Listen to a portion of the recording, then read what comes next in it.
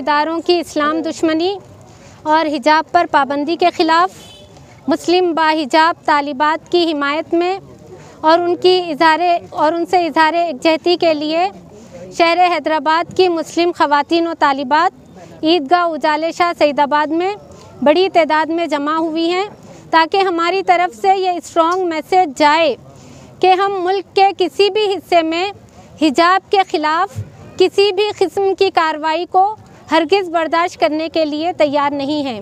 हम देख रहे हैं कि पूरे मुल्क में इस्लाम और मुसलमानों के ख़िलाफ़ हमलों में तेज़ी आती जा रही है और पूरा मुल्क तेज़ी के साथ हिंदू राष्ट्र के क़याम की तरफ बढ़ रहा है। और इसीलिए हम मुसलमानों को डराया और धमकाया जा रहा है, खौफज़दा किया जा रहा है, ताकि हम यहाँ की हिंदुआना और मुशरिकाना तहज़ीब में अपने आप को ज़म कर लें। खुसूसन मुस्लिम ख़वातीन और तालिबात को निशाना बनाया जा रहा है और हिजाब की आड़ लेकर हमें खौफज़दा किया जा रहा है। लेकिन हम इन सारे शरपसंदों को और बातिल की तमाम ताकतों को ये वाज़े तौर पर कह देना चाहते हैं कि हम मुस्लिम तालिबात और ख़वातीन अपने हिजाब से, जो कि एक इलाही हुक्म है, जो कि हमारा शियार है, हम उससे किसी तौर दस्तबरदार होने के लिए तैयार नहीं हैं। और ना ही हम हिंदुस्तान की हुकूमत और यहाँ की जो इंतज़ामिया हैं और यहाँ पर जो शरपसंदों का और फ़िरक़ा परस्त ताकतों का एक इक़्तिदार है, हम उनसे भी ये वाज़े तौर पर कह देना चाहते हैं कि आपकी इस्लाम दुश्मन कार्रवाइयाँ, इससे हम डरने वाले नहीं हैं। मैं कर्नाटक की बाहिजाब बहनों को सलाम पेश करती हूँ, उन्हें मुबारकबाद देती हूँ कि वो हिजाब पर पाबंदी के ख़िलाफ़ बिल्कुल पूरी क़ुव्वत के साथ डटी हुई हैं। और मैं खुसूसन अपनी उस हिजाबी बहन को भी सलाम पेश करती हूँ जिसने बातिल ताकतों के आगे नारा तकबीर अल्लाहु अकबर बुलंद करके हमको ये बता दिया है कि ये लड़ाई हमारी किसी दस्तूर के बचाव के लिए नहीं है, किसी आइन के तहफ़्फ़ुज़ के लिए नहीं है, बल्कि ये हम मुसलमानों की अपनी लड़ाई है।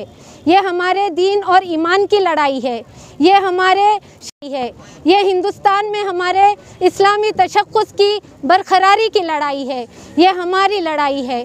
और मैं खुसूसन उस तालिबा को मुबारकबाद पेश करती हूँ जिसने तमाम लिबरल्स और सेकुलरिस्टों को ये वाज़े तौर पर बता दिया है कि हम ये लड़ाई अपने इस्लाम के नाम पर लड़ेंगे। ये कुफ्र और शिर्क से तौहीद की लड़ाई है।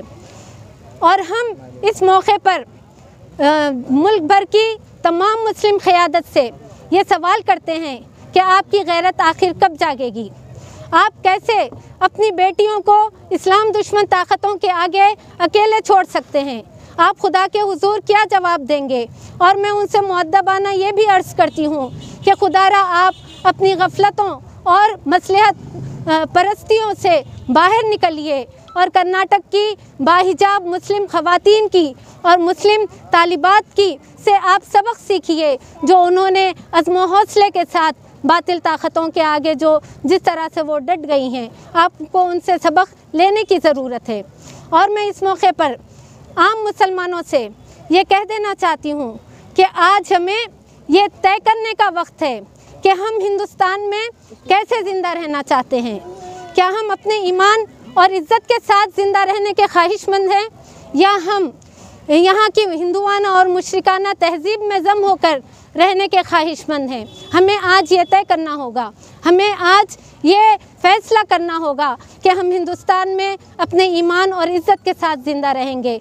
अगर हमने इस्लाम और ईमान का इंतखाब अगर कर लिया है तो फिर हमें अपने अंदर अज़्म हौसले को पैदा करना होगा, वरना हम हिंदुस्तान में मुसलमान बनकर नहीं ज़िंदा रह सकेंगे। न समझोगे तो मिट जाओगे हिंदी मुसलमानों, न समझोगे तो मिट जाओगे हिंदी मुसलमानों, तुम्हारी दास्तां तक भी ना होगी दास्तानों में। और मैं इस मौके पर अपनी तमाम मुस्लिम माओं से, बहनों से और तालिबात से भी ये अपील करती हूँ कि आप हर जगह अपने हिजाब को इख्तियार कीजिए।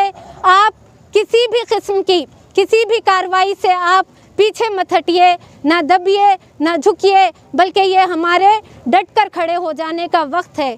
और मैं उनको ये भी पैगाम देती हूँ, किरदार राबिया बसरी तेरे फसाने का मौसू है इस्मत मरियम, न देख रश से तहजीब की नुमाइश को कि सारे फूल हैं कागज़ के ये खुदा की कसम, वही है राह तेरे अज़्म शौक़ की मंजिल, वही है राह तेरे अज़्म शौक़ की मंजिल, जहाँ हैं आयशा वो फातिमा के नक्श कदम। Today, the women of Saidabad have gathered here in large number to show support and solidarity to the brave sisters of Karnataka who have stood up against the tyranny and oppression of the Karnataka government, most probably the government of India and their college management. We are not denying the fact that the practice of one's religion is the constitutional and fundamental right. But as a Muslim woman or the Muslim women all over the globe practice hijab, niqab and practice their religious affairs because it is an obligation in our religion. We do it for the sake of Allah subhanahu wa ta'ala. And all the hate mongers all over the world, especially here in India and Karnataka, know this very fact and they are attacking our faith. They are trying to prevent us to follow the religious practices. They are trying to prevent us from doing the rituals, the traditions and the following and the teachings of Quran and Sunnah.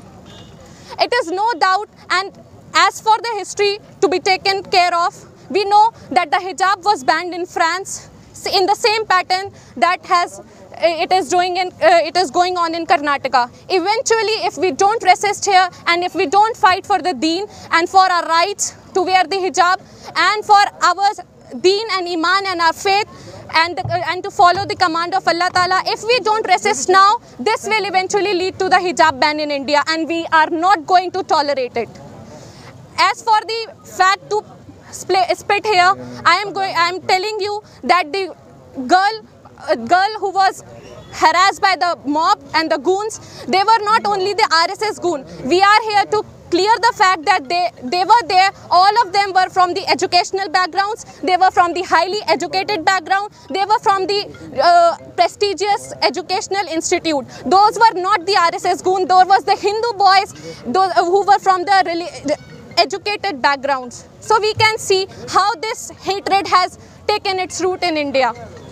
As a Muslim woman and the women of Saidabad here are here to make it very clear that we are not going to be dictated by anyone but Allah Ta'ala. We are going to obey the commands of our Allah and Rasul and no one else. No one is here. We will not allow anyone to dictate us of how to dress or how to practice our religion or how to show commandments to Allah Ta'ala.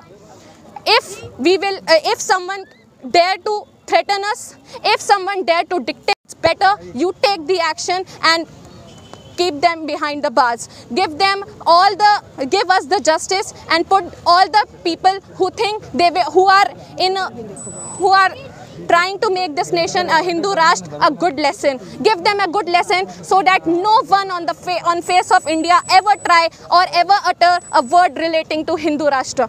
Don't ever try to take name of Hindu Rashtra on this very land. We are not going to tolerate it. Muslims of India, other communities of India are not going to tolerate it and we are not going to make it a Hindu Rashtra. Or as for the hijab ban, we are totally against of it. Even not on hijab, niqab, burqa, whatever a Muslim woman is trying to wear, let her wear. It is because it is a religious obligation. We are trying to follow the path of our religion. We are trying to make our life better here and in Akhirah. So please let us follow our religion as for what is written in Quran and Sunnah and by no one else. Please don't dictate us.